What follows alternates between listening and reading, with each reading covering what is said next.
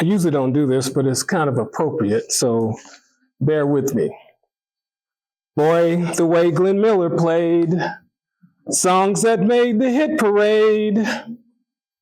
Guys like me, we had it made. Those were the days, and you knew who you were then. Girls were girls and men were men. Mister, we could use a man like Herbert Hoover again. Didn't need no welfare state. Everybody pulled his weight. Gee, that old LaSalle ran great.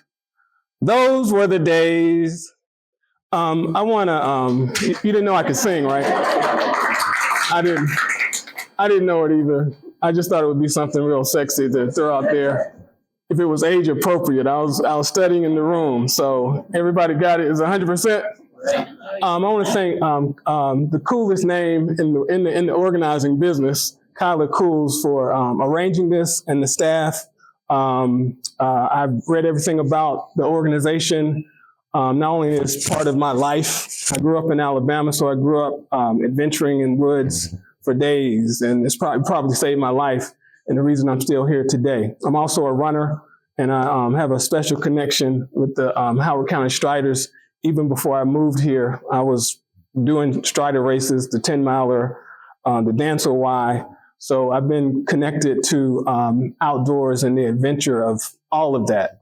And my sons, and I said we celebrate this because it took so long. My sons are both Eagle Scouts, so we celebrate that as well. And if you know that journey, you know that journey. I wanted to kind of, I guess, pitch this by just reminding everybody of the state we're in, and to step back to that theme song, because that theme song is what seeded what we have in Washington today. And not only is that theme song what seeded it, that theme song is, if you've been around long enough, you know that how it empowered the Reagan era, how the Reagan era, while we thought it was harsh then, it pales in comparison to what's happening now. Yeah. And it's very important for us to look at that because, as you know, the history of Ronald Reagan, he was on a mission to dismantle everything that had happened in the prior 20 or 30 years. We're talking about the civil rights movement from 1954 with the Montgomery bus boycott. We're talking about all of the gains that happened with the civil rights legislation, voting rights legislation, housing, desegregation of schools. He was sent there to do what he did. Now, we've been having this very public conversation about the fact that the new administration did what he said he was going to do. And politicians usually don't do what they say they're going to do. But you want that to happen when there's some compassion. You want that to happen when there is a track record of service, a track record of helping people who cannot help themselves. And you don't get that with this guy. And you don't get that with any part of his team. And we can question their capability at the job. We can question why they were sent there. What did they do since they got there? But what is true about that is that there's no sign that they have compassion for people who cannot help themselves. And our country is not based on that. And we can look at the history. I'm going to scan through some of the history so you can understand the reason I'm here. And before 2025, when I did these speeches, I was committed to showcasing why a civil rights organizations are needed, why, since the foundation of this country, that at every step, even before the first ships came with indentured servants who were, listen to this, hauled out of prisons and sent to a country not knowing what the end would mean. They just knew that they couldn't fit into what was happening in Great Britain, and we were going to get them out of here. So this practice of expelling people is consistent with the meanness that people do. So what's going on now is not the first time, but what I guess my pitch to everybody here is that we have to stand up and make it the last time. And I want to open with that, but I also want to remind you of this motto, E Pluribus Unum, out of many one, because it was Hakeem Jeffries who reminded me in a speech where, he was up against the wall and they were trying to blame him. They were trying to blame the election of 2024 on diversity, equity, inclusion. And his response was simply that the motto of this country is E Pluribus Unum, out of the many one. And that's diversity. And in fact, the 14th Amendment says what? Equal protection under the law. And that is equity. And we all pledge allegiance to the United States flag for liberty and justice for all. ALL. Not for special people, but for everybody. So he reminded me of that. And we took this campaign seriously and branded it because you got to do something exciting, this grassroots stuff, to make people want to join and do what needs to be done to fight for something, because the fighting against something is exhausting. It takes that, but if you can rally around what we all have in common, we can be successful. And I'm convinced that when they came up with this motto of bringing diverse groups together so that we can fight for one thing, that's what the motto was about. But like I said, the easy part of my job, if you've been watching the news, I shouldn't have to tell you the reason that we have civil rights organizations. And I shouldn't have to tell you that if we don't get together and work together, that history will record us for doing nothing. And personally, I can be written out of history, but I don't want to be written out of history by knowing that I didn't do anything when there was a good fight to get into. So, I'm sorry, how does this work? Is it this way? So what I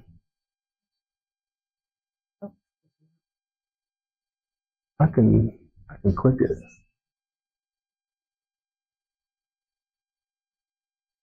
So what I usually try to do traditionally, and I hope it hits the same way, we can speed through this, but what I try to do is explain that while the NAACP was founded in 1909, from the beginning, there was a need for a civil rights organization.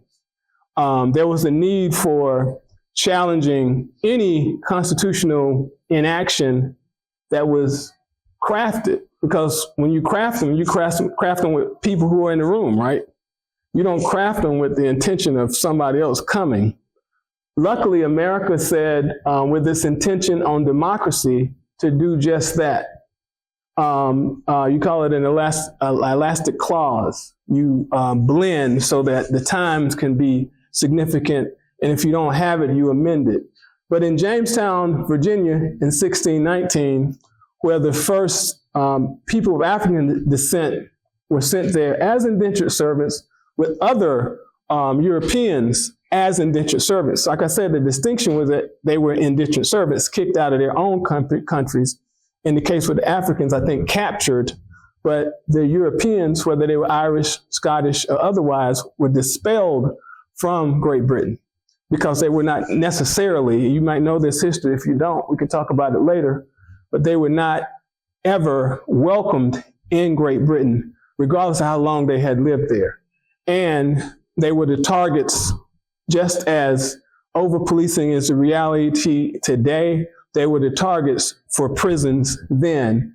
So when it was time to clean out the prisons and get rid of them based on a lot of things that happened in the history and their experience. They just racked them up and sent them to what was called the New World, which included the United States of America, and Australia. Like I said, you might know that history. But what happened on this colony that we know as Jamestown was the collaboration between these indentured servants became very strong. So these African indentured servants and these formerly European indentured servants collaborated, and they were led by a man named Nathaniel Bacon. And Nathaniel Bacon was trying to make sense out of attacks from indigenous people who were already there. And he, appealed to the state that we need some help, man. And they didn't give it. So instead of trying to fight the indigenous native people, they turned on the state. And when the state saw this, and this rebellion went on for a year or so, and when this rebellion happened, the state made a decision that, well, you no longer have to be indentured anymore, but somebody's got to build this country for free. So the separation of, the separation of who would do the work happened at that time. And what that looked like was African indentured servants changed from indentured servitude to permanent enslavement. And of course, we feel that until this day. And what that looked like was Europeans at that time went from being, Irish indentured servants and Scottish indentured servants, or whatever their background was, to trading their legacy for being white. And this was the birth of whiteness. And what that meant was that, again, somebody had to be enslaved and build this country, and there was an expectation of permanent, I never heard the word slavitude, the permanence of involuntary servitude was bidded to my ancestors. And again, at every step in the way, a civil rights organization was needed. And this is probably one of the first times that white people lost their minds. And what I mean by that, a rebellion became a tradition of how you express yourself, which is inconsistent, and we'll talk about that later, with what the experience of Black African-American advocacy was, because we went into a different direction. But this is what happened at Jamestown, and this I will present to you was the first time that this word rebellion was used, and it was the first time that attention about society was used, as advocacy to get somebody's attention. And it worked. Like I said, the white privileges were shared with white people, and it would play out in other areas. The Maryland colony had a situation where another effect of this indentured reality was that there were more white women than anybody. So there were white women who couldn't own property, couldn't own any of this. So they had to marry somebody. So they married, if there was a Black man with property who had paid out his indenture, they married them. And, guess who's coming home to dinner started then. And in the Maryland colony, or St. Mary's colony, I think they called it, they established something called anti-miscegenation laws. Does anybody have an idea what that is? Anti-miscegenation laws basically say it's okay to be married, but you can't marry a Black man. And a white woman can't marry a Black man, and a Black man can't marry a white woman.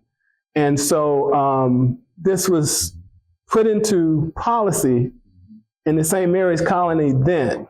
And I'm just pinpointing, the undergird of why civil rights organizations are needed. Why this thing called the 14th Amendment, and we'll get to that too, was needed. But this is what's happening in the early days. And then we come along to 1770. Everybody knows that story, right? You know the story about the taxes. You don't know the story. It's not often told because even in this picture, you don't see anybody black over there. But we have to add it ourselves, and you get and dig deeper, and you get to see a man named Crispus Attucks, who was probably one of the first people killed at the Boston Tea Party. Was kind of forgotten about in history. He comes back up years later, but the significance is when you ask the question, why was he there? He was there because he was a free man. And there were free people, free African people throughout the colonies because of this issue of winning their indenture, paying for their freedom. And he was one of them. And the significance is that this is another rebellion, but this rebellion uniquely triggered the American Revolution, and you get what comes with that. And we get that story because it's something that, you know, everybody wants to talk about. It created this country, but there's still something missing when you talk about freedom, because it should be freedom for everybody or freedom for nobody. But it wasn't, and it wasn't for some years. Luckily, we have immigrants who came here, and specifically the Quakers, and I celebrate anybody who helped with this liberation thing, so don't, get mad at me. But I do honor the Quaker community because they made a decision very early on not to participate in slave trade at all. And quite frankly, it was in Europe, and this is significant, and you'll see where that plays out shortly. It was in Great Britain where a man by the name of Thomas Clarkson had a vision that in Great Britain, that, and he wasn't a Quaker, but he hung out with the Quakers. That's a good thing, right? And he had a vision that if they could stop the slave trade in Great Britain, that slavery on the island would collapse. It took a while, but it did happen. But all of this triggered the abolition movement, which is significant because it was what they did underground that mattered. It was what they did without the state knowing that mattered. It's what they did with the different transactions from one city to the other that mattered. And like I said, this was the closest thing to a civil rights, organization, because it worked to, essentially undermine slavery, and these systems lasted until the Civil War. And I'll say the trail of it lasted until the NAACP was founded and continues until this day. And then we get into this country, when the country is established, and I want you to remind you of the year when E Pluribus Unum came about, out of many one, to reinforce it, but we still don't have a liberation for African people. And I want to also back up and say that this attack and these adjustments that we're talking about with Jamestown, these adjustments that we're talking about after the American Revolution, they all had some level of reparation to them, and they also had some significant attention to the immigrant status of people. So when we make that trail, we also we're going to look at it how there's always an attempt to unravel those trails of support and equity. And here's something to really celebrate. While I celebrate the Quakers, I really celebrate my African ancestors. And on the island of Hezbollah, Haiti, at that time, they just got sick and tired of being sick and tired.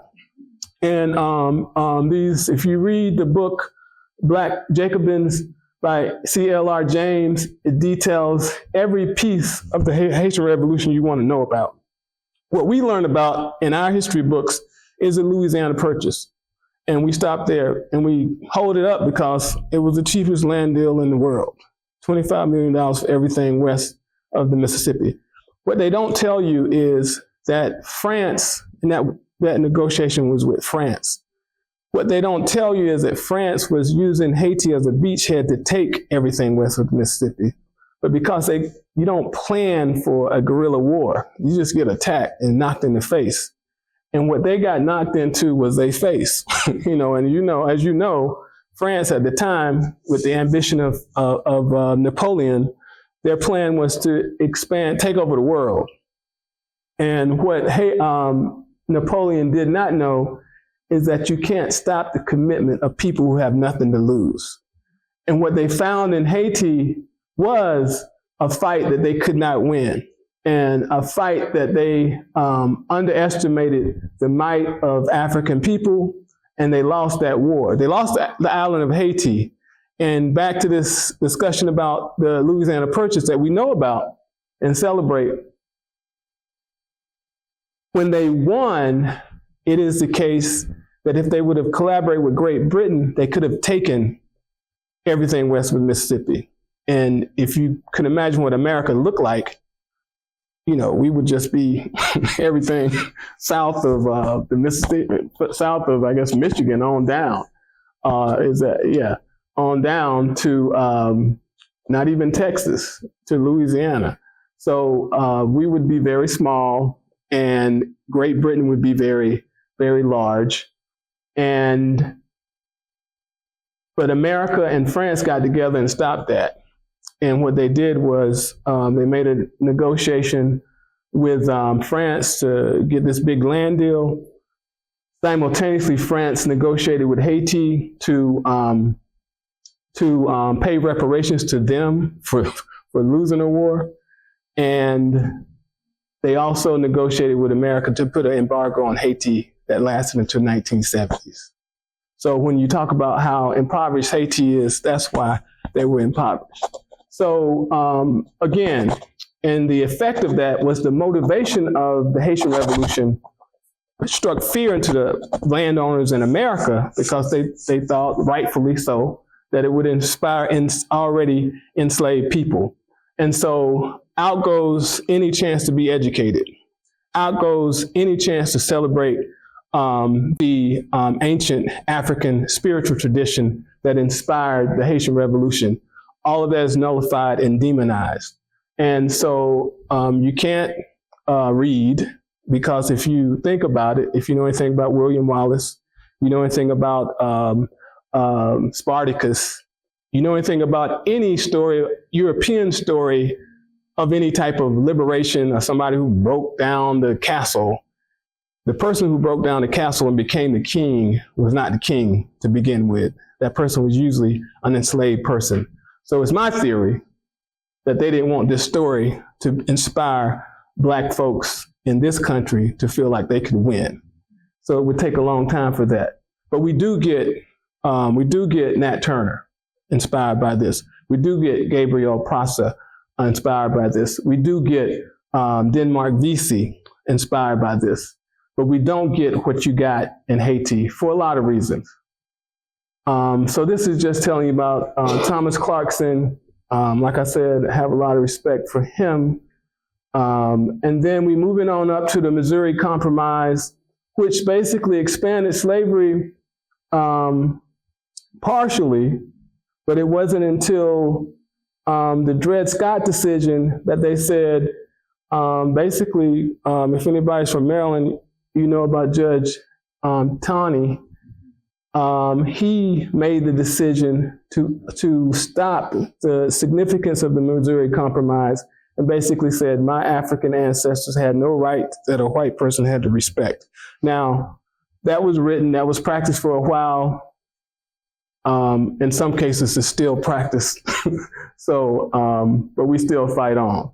So the significance of Dred Scott is this, that when Dred Scott happened, it inspired one of my favorite white people on the planet. No offense to anybody here, but this is one of my favorite white people in the history of the world.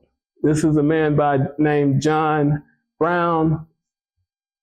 I said John M.F. Brown, for John, my friend, Brown. But if you know the story about Harper's Ferry, it's, there are a lot of things that they say led up to this, the Civil War, but this had a major impact to influence this country coming together to fight each other. and it was the last time they fought each other also. But he's somebody who laid it down. He said that slavery was wrong in every single way. I agree with him. I agree with this stuff going on in America right now is wrong. And it's going to take this type of commitment. I'm not saying you got to go out and kill yourself or kill anybody else, but it's going to take this type of commitment and dedication to expose what's going on. And if anybody exposed the hell of slavery, the significance of going into war to end it, it was John Brown. And I applaud him and everything he was about. And then we get into, so my point is, we needed a civil rights organization. You would rather have peace and these types of negotiations and advocacy, or you have war. So we enter a war. And I think this hopefully was the war of all wars domestically. Let's pray for that. Can we all pray for that? But the significance of this war is that it was a war until this day, I guess domestically, it was a war that more white men died than any other time in the history of a war, white Americans. And I think that had to do with it, the fact that this never happened again. And hopefully we can make sure it never happens again. But the significance of the Civil War is that the conflict had to happen, it happened. And based on what part of history you read, the Union won. Abraham Lincoln became who he is, but he was shot and he was killed. But after he died, we get what's significant is the 13th, 14th, and 15th Amendment. Now, the 13th Amendment has taken some hits because of how it was half written. It was legislation that basically freed enslaved people, but it also tacked on the part about, in the prison industrial complex. The 14th Amendment is equal protection under the law, which is significant not just for Africans. It was significant for Africans at that time, but it has been used to expand equal protection for everybody. And then the 15th Amendment, which is the most significant one, because it's going to play out after this for the next probably 50 years until the beginning of the 20th century. The ability for Black folks to vote really struck a chord, because for the first time, they were able to not only to, I take it back, it's not the first time, because there were people of African descent and Africans who were voting before, racism really kicked in. But the significance at this period of time is that there's a target on every free, because everybody was free. Every man with a vote was a target at that point. And this went on until what we call the Reconstruction period. We know the story about the Compromise of 1877. They pulled the troops out of the South, and all hell breaks loose because the target on the back of my ancestors was that we want you to be slaves again. And every step toward that, and we call that the Gilded Age, because the people who had to stand back and watch this stuff happen said, we're going to take it back. And that's where we get a very hateful period of racial segregation laws. And it wasn't official, it was just implemented. And then the challenge came in what we know as Plessy versus Ferguson. And I guess I want to be consistent with this speech and remind you that every one of these steps, there was a need for someone advocating for people who could not defend themselves. Now, I want to add here that the other expansion that happened during this period of time was the rise of property owners. African Americans acquired more land in a short period of time than they ever did at any other time in history per capita. Historically Black college and universities were established in just about every significant state. All of this was under attack during this period, but most of these colleges and universities held on. And these were sort of reparations so that there could be access for education. We call it Equity Day in education, but it was just a simple reality of access so that you could have educated people and educated populace. And so Plessy versus Ferguson is a story about a man who was mulatto in Louisiana, New Orleans. And basically, if you know anything about history of New Orleans, anybody who's born in certain quarters, they are really like French. They're not black or white at that time. They're French. And they have that type of, I guess, motivation.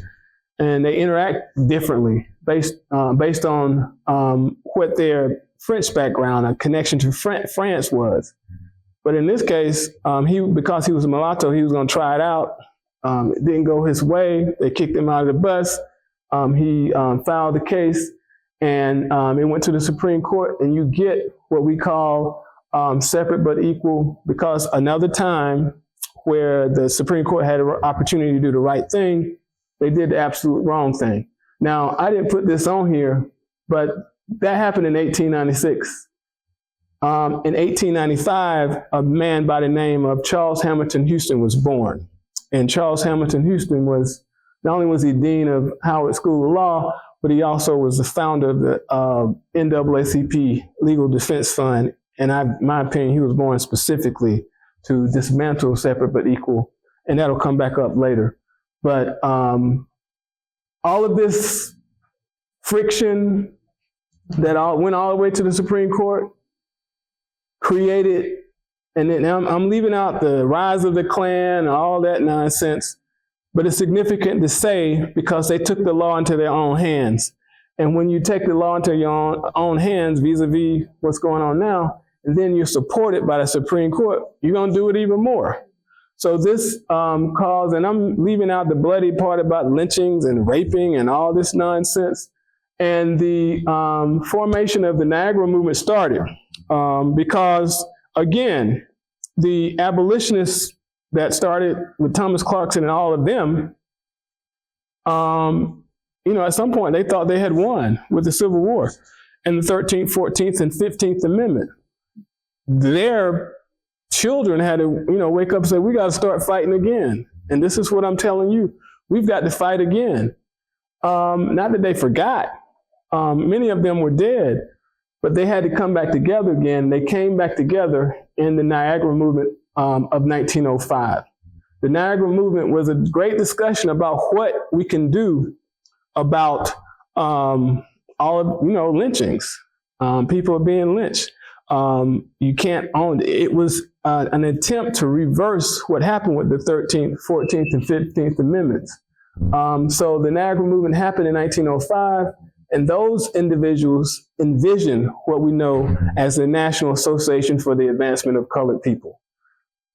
And that's what they look like. Some of these people were from Baltimore, Maryland. There's a great story that pastor of Union Memorial Church, Union Baptist, he was one of these people. You can't really see him because it's a very old picture. And this is what we get. We get the NAACP in 1909. I want to add here, because this is another thing that has to be mentioned, because sometimes we look at organizations just as organizations because they do certain programs. But the Niagara movement inspired the foundation. There's a young lady here. She went to Cornell University. The Niagara movement inspired the first Black fraternity called Alpha Phi Alpha Fraternity. It was inspired because of the significance of what has been called the talented 10th, what the educated population in the Black community could do to uplift the Black community. So I know that the Republicans and conservatives have done a good job of saying that Black folks don't want to work for themselves. I'm here to tell you that it's always been the intent for Black people to be what you call self-determined and self-sustaining. It's never been the case that we wanted government government anything, government subsidies and this kind of deal. But my point in bringing that up is that's when the NAACP was established. And that's when there was an opportunity to exact all the details. Number one, stopping lynching, and not to fight back, which I don't have a problem with that, but not to fight back, but to do it from the legal route, from a community collaboration route, meaning establishing, connecting with every Black church that you can, connecting with every Black business owner, connecting with every Black professional who, myself included, I wouldn't be here if I didn't feel like I owed something to the community that brought me out of where I'm from.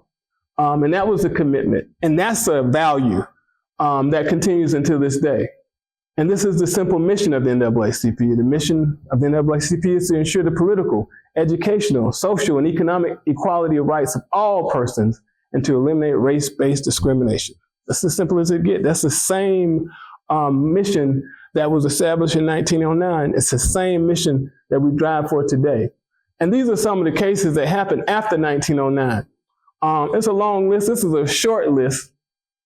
This is a very short list of cases that were handled by the NAACP throughout the country. One that I want to highlight is one that happened in 1932.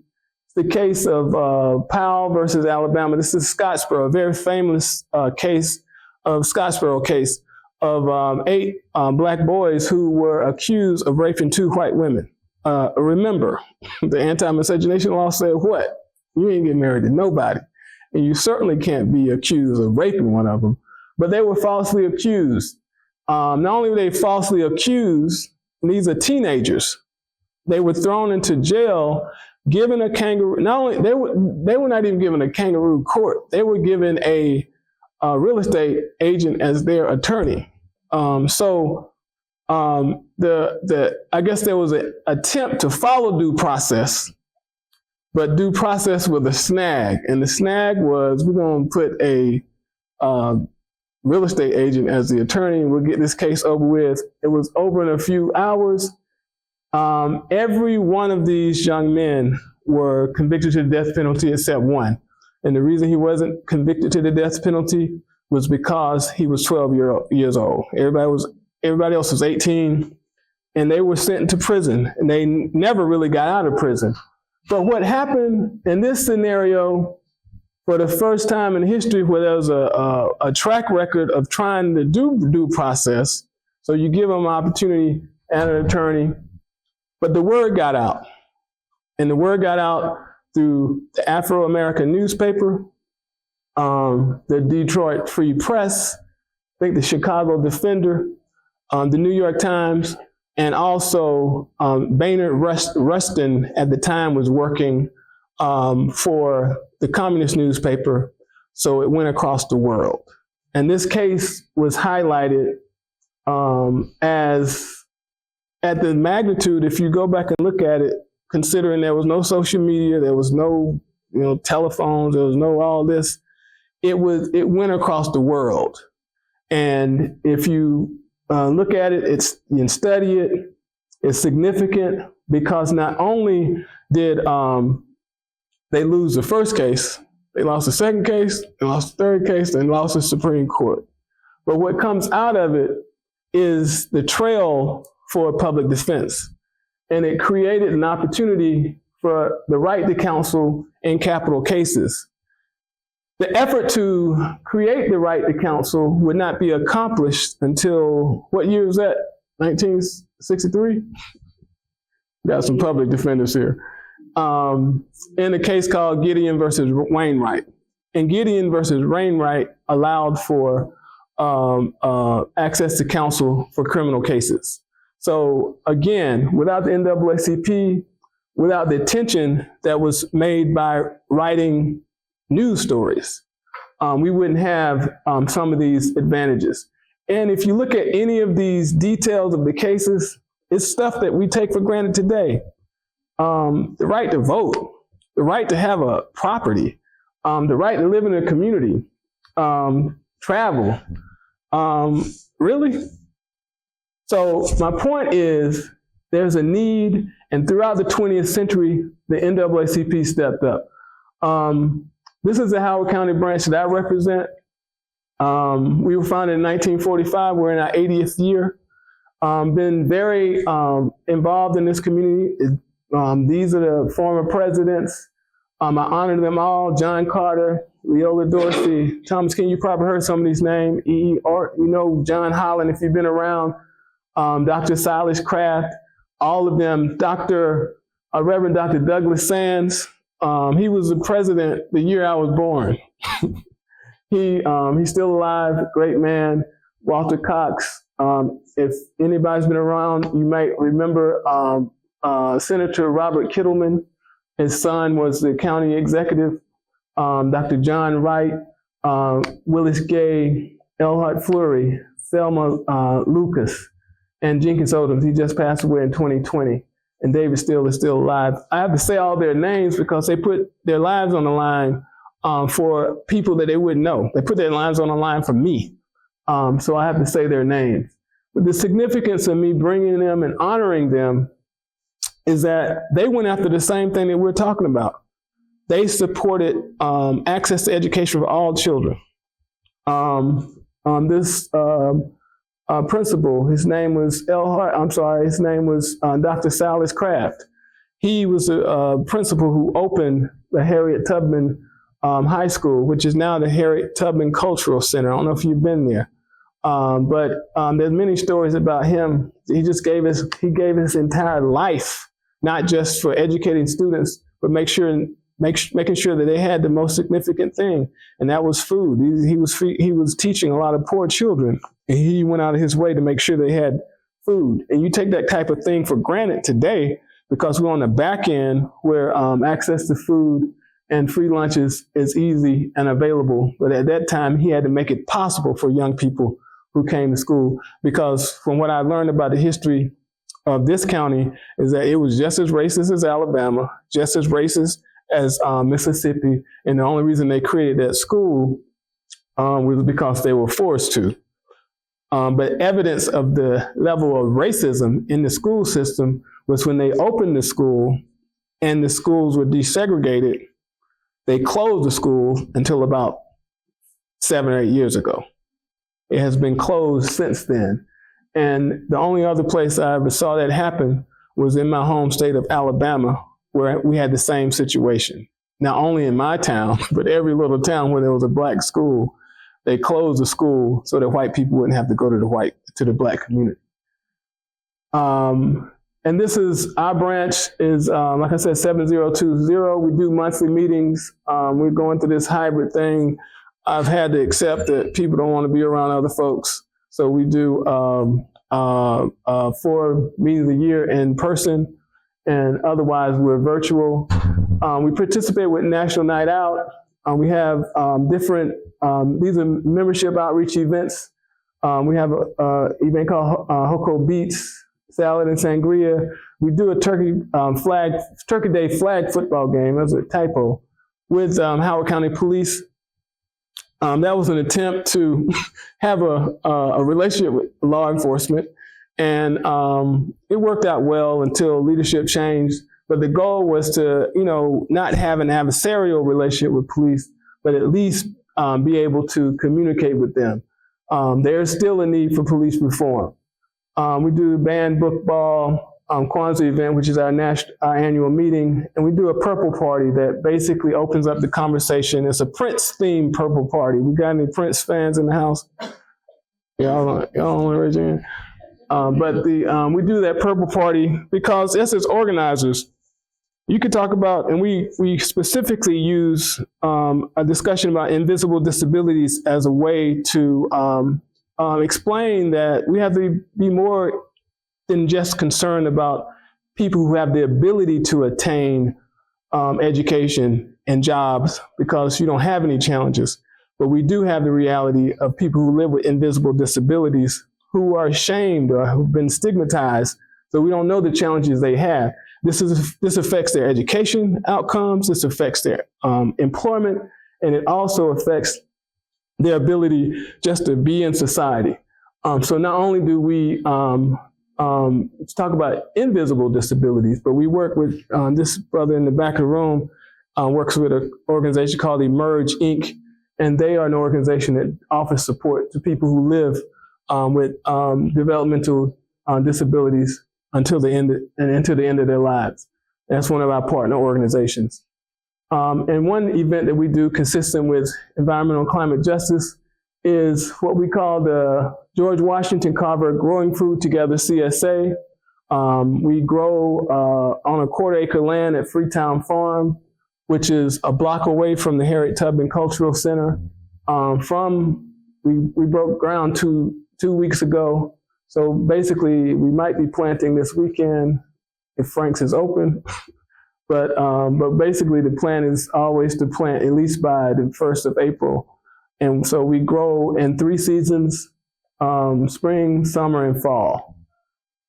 This is what our team looks like, who spent the entire day turning over a 1/4 acre of land. But these are our programs. We do the CSA. We have a summer program for young people called Summer Freedom School. Or we do a program called Free Bikes for Kids. Percentage Plus is our election year outreach effort. We haven't often done the candidate report card, but we're certainly doing it this year. And one of the efforts that we have is a Community Technology Corporation. And our effort around the Community Technology Corporation that we call the CTC, the vision is to stabilize a structure that looks like youth sports with technology. That means introducing young people. I know everybody had a child. You saw them run fast. You thought they could be in the Olympics, or they could shoot. I could throw. You want to be in the NBA or the NFL or major leagues. But we don't do the same type of commitment for technology. And it's painful to say that. But the time spent with any sport, if we did 10% of that in teaching a child coding, to teaching them to understand the dynamics of even gaming, we would be much better off for it, because this thing is going fast when we talk about the shift that's happening with technology. And I don't understand all of it, I will admit.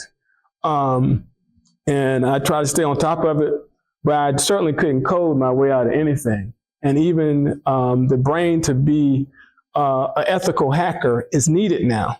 And if you know anything about what happened with Occupy Wall Street, what I didn't know is that while they were on the floor, on the street protesting, the banks were getting hacked in cyberspace. So if we don't know how to do that, we're at a great advantage. And I do think that other countries have us outpaced in that regard. So we have to do something differently. The organization, because we're not an organization, we're not a programmatic organization, nor do we have funding to implement programs at a level that needs to happen. We made the mistake of assuming that other organizations could lead. That has not happened. So we're now trying to figure out the best way to implement it so that we can be successful in sounding the alarm about the need for technology as a social justice issue. We also do Red Cross blood drives significantly because of the reality of sickle cell anemia in the Black community and the need for blood at any time. We do a debate every 4 years for the county executive race. It's usually in the general election a couple of weeks before the final election. That's George Washington Carver. Does anybody need to know who he is? If you do, I can tell you. And this is the Purple Party. Like I said, doing this work, I love it. I can do it without the party, but you have to do what you can to get people to buy in. And this is one thing that we exercise. We have a lot of Prince fans, but we raise the issue again, like I told you, about invisible disabilities. It has never been stated but if I guess it did say that he had an opioid problem. That's what may have killed him. There are a lot of people who have these challenges. And again, if you don't end the stigma, you will resort to illicit drugs to make the pain go away. And these are some of the folks who help us out throughout the year. This is at a blood drive. This is some of the actual seniors. Most of these women are senior citizens who participate with our CSA. And those are some of the greens during a peak season for the garden, probably around June. And that's information on the blood drive. This is our Freedom School. These are some of the young people in our youth council. And this is one of our fundraising efforts. We collaborate with the Striders on this on the first time we did it. This is the Harriet Tubman Hill Juneteenth 5K. It's just a fundraiser for us. We do that event. We also do our Freedom Fund Awards ceremony where we honor people who have done work in the community. The band Book Ball is one of those. And we do raise a little money with the Purple Party. And these are some of the faces in the place. And these are our committees that we work under. AXO is a youth technology, actually a technology outlet.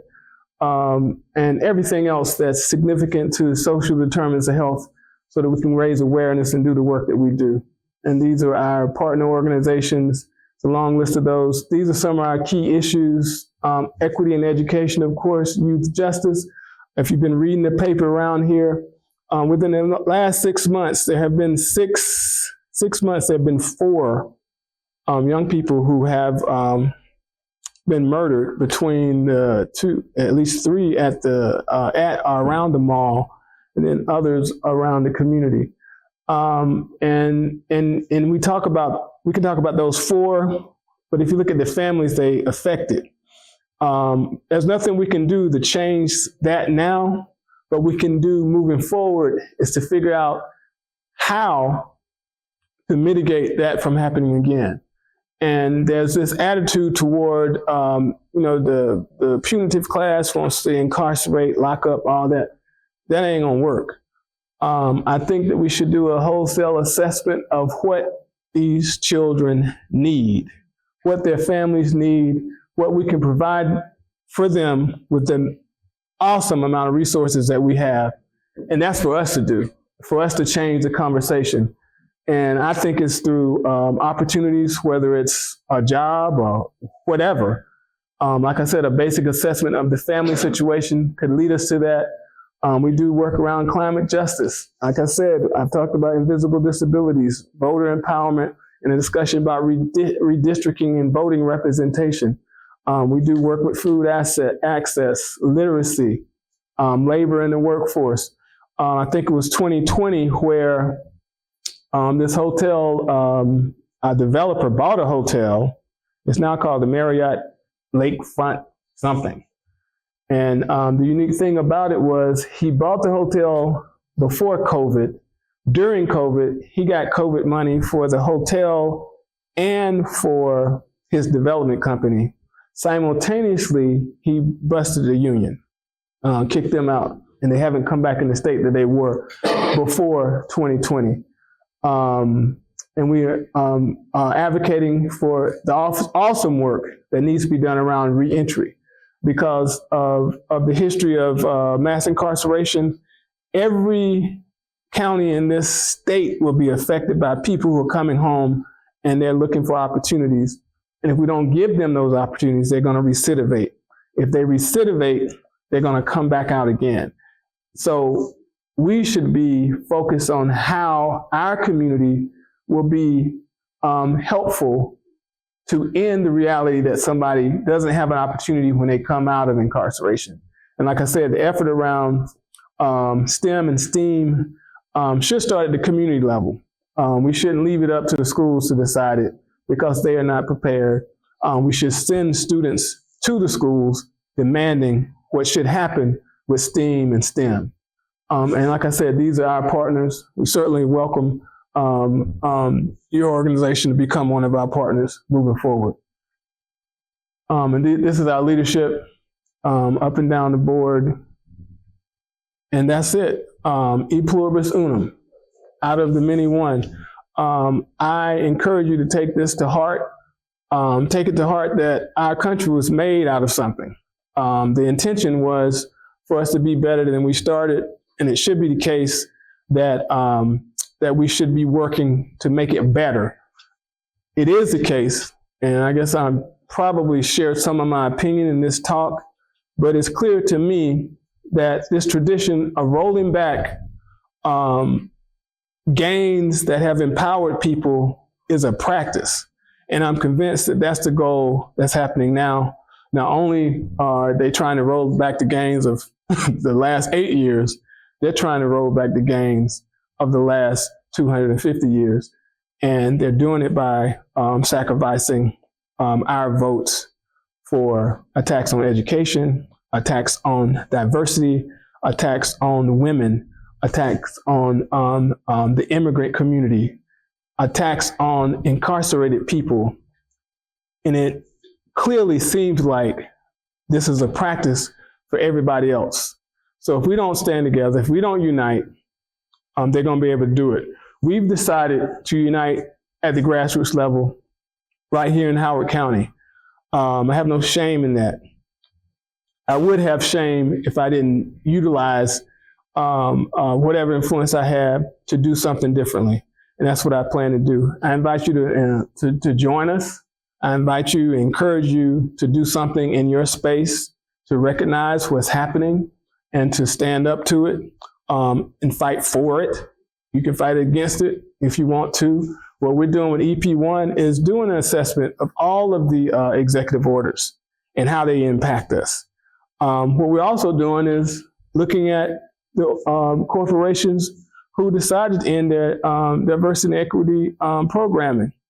And we don't have to, make an announcement about boycotting them, which I don't think is a bad thing, but the energy should be spent on what we should have been doing in the first place. And that's supporting businesses that support us, that have value, that extends beyond just going to whatever, the T word, going to the W word, and just supporting businesses if they're local, they're small, they are immigrant businesses, whatever they bring to the table, and you can support what they have, support it. And like I said, you should have been doing it in the first place. But we don't have to depend, we don't have to continue to empower people who don't believe in the motto of this country, out of the many one. I'm gonna shut up. I don't know how much time I got. I'm going over. Okay, time for some questions. All right. So we have time for questions. Any questions? Yes, sir. Houston mentored Thurgood Marshall, did he not? Yes, he did. He not only did he mentor him, but he, if you know the story about Thurgood Marshall, he was rejected from the University of Maryland because he was black. He was black and brilliant. Could you imagine that? So we had to go to Howard University, and he became the one of the most amazing litigators at that time that we know of. And he, Charles Hamilton Houston, created a strategy for Brown. And what that strategy included was that he was from Washington, D.C. He went to Harvard, became the first African-American editor of the Harvard Law Review. That's significant because if you had that distinction, you would be able to go to the White House to do an internship. You would be able to go to the U.S. Senate, the Supreme Court, whoever. He didn't go anywhere. So because of that insult, he went back home, and luckily, like that rejection put him back home to work for his father's firm. He gets caught up at Howard University School of Law, and he starts recruiting attorneys with the theme of what is it? You become a social parasite, a social engineer, or a parasite to to society. And but his strategy around Brown was going to these small towns and pitching to the same judges who were not legacies at Harvard and Yale. And he made the case to them, and they would understand about the isolation based on not being accepted because you were not one of them. And so that's how it got started. Yes, notice that 1909 was the 100th anniversary of Lincoln's birth. Did that add any energy to the creation? I think that came up. Yeah. That was a part of, if you read, I think Ibram X. Kendi's book recognizes that. That was part of the roundup of it. Yeah. And I think that was part of the Niagara movement. But yeah, Lincoln, as well as Frederick Douglass, Garrison, they were all kind of in the background of all of that. So yeah, Harriet Tubman as well.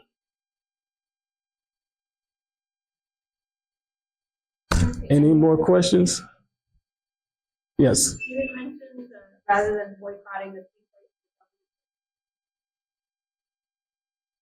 Yes, we can send those out to you. But I will say that Costco has stood up. They've been consistent, as well as Wegmans is on a list of support. Giant has a distinction. If anybody's from Washington, D.C., Giant has a distinction of being pre-1968 a very welcoming a grocery store chain to African-American young people. And because of that, if you know anything about the riots in Washington, D.C. in 1968, they were protected by an organization called Pride, Inc. that was founded by Mayor Marion Barry because of their relationship with the African-American community. So they're one, and there are a few others. And I could tell you that P.F. Chang's is one, not the chain, but the one that we have at the mall. And Busboys and Poets. I mean, there's a longer list, but we do a lot with Busboys and Poets. Yes. Will you be publishing your best section of? We have them all. If you want them, you can. But so, are you asking for all the executive orders? So you were saying that how they would impact us, Right. So will you be publishing a summary of how? Yes. We're doing that as they come out. So there's a team that's studying them. They're studying them. So I'll get that information to you in whatever format they have it. Yes, sir. Considering certain actions by whitewash on males, such as the posting of paper over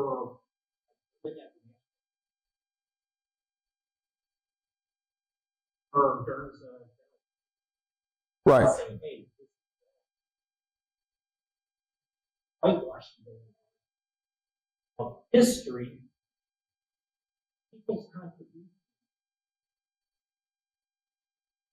What measures?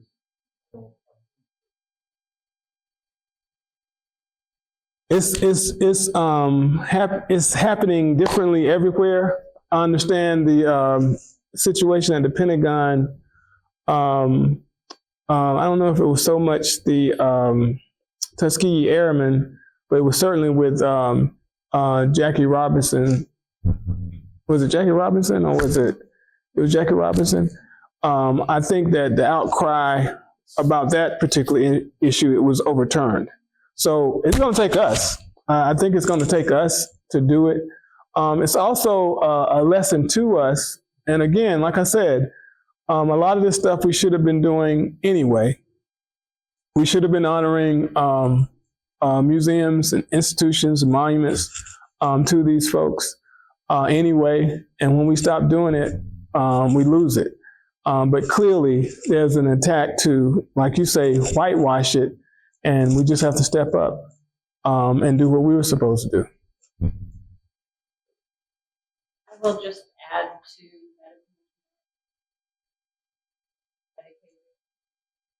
that. A lot of that digital data and preserving it, even if organizations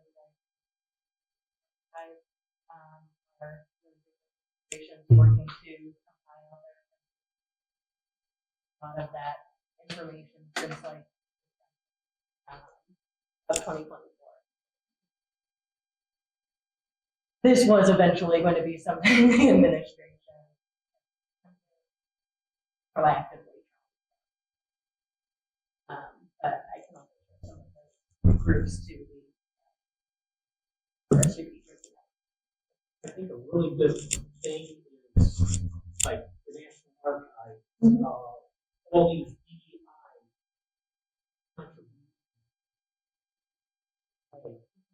And have some NGOs say, hey, we got this prior to this executive order, we got this thing off, come visit our website for this information.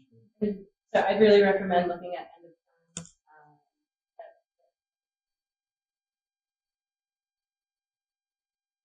term. Yes. The end of term archive.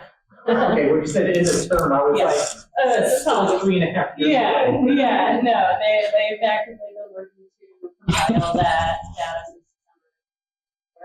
So there are groups still working towards that, but I agree, especially groups like, especially like us with, the resources we use regularly.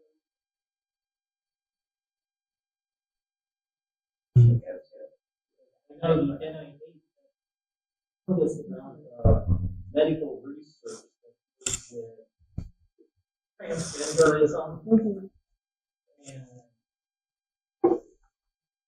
current medical science about it. We have a repeat of Nazi regime wiping out permanent studying it. Yeah, well, and I think that's a good comment. More generally, super important that we maintain information and don't have it lost forever. So that's Right. More generally, getting information now, our media, Right. kowtowing, whatever word you want to use. My beloved Washington Post is a really sad situation there. If you have any suggestions on where we can go or who we can empower to help provide Well, out there? all organizations. I mean, I don't think there's. I think everybody's doing something. NAACP is a base, ACLU is a base. There are many social media outlets that are doing work. I know that Roland Martin is a institution now because of his confrontational steps, and there are many others. And that's something that I'll compile as well. So that's a good question. I mean, I just get the information, so I'm taking for granted that everybody else is, and that's a mistake.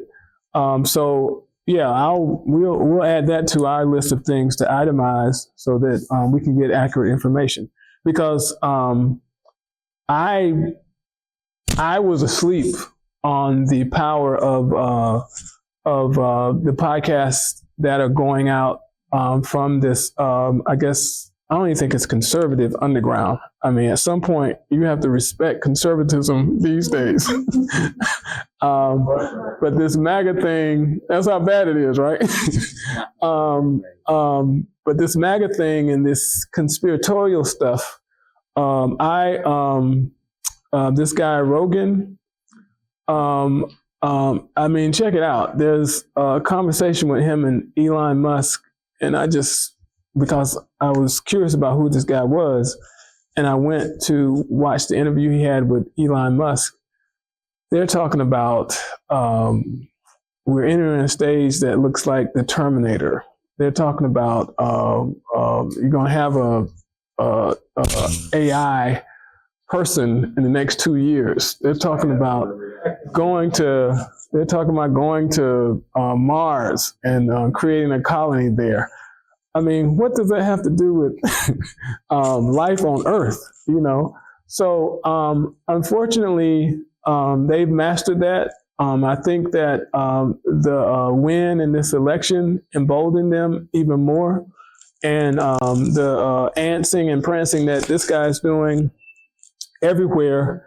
And then let me also, I guess, sound this alarm that it's our fault that we allowed these billionaire celebrities to take over and influence elections, number one, but then to elect these people who had no track record of doing the work that you're doing. Just think about what you have to do to be involved in the community.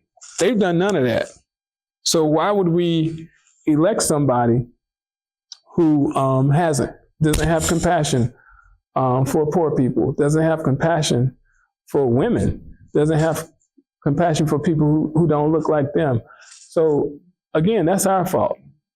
We should have value about what our vote is. If there's going to be two V's, it's, you know, if you're voting for somebody, what is their value?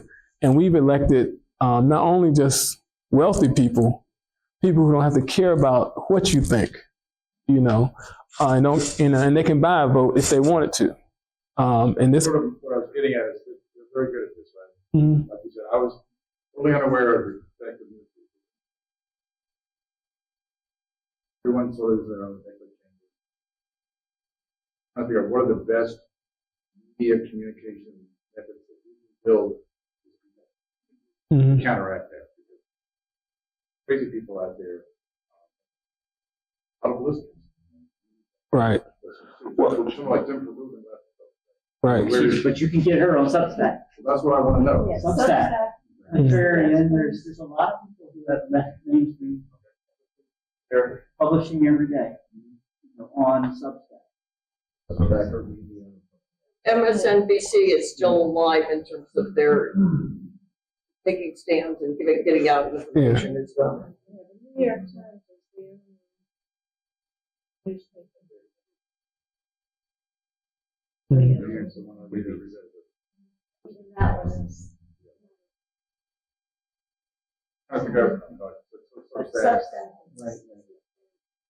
So we have any How more? do we get those to reach other people? We have to, again, that's what this is about. Events like this, Yeah. you know, we're starting these Right. conversations.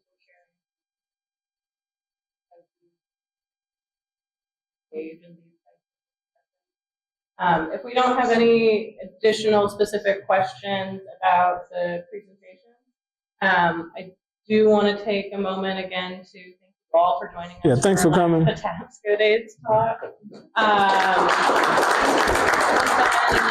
Real honor sitting on this program.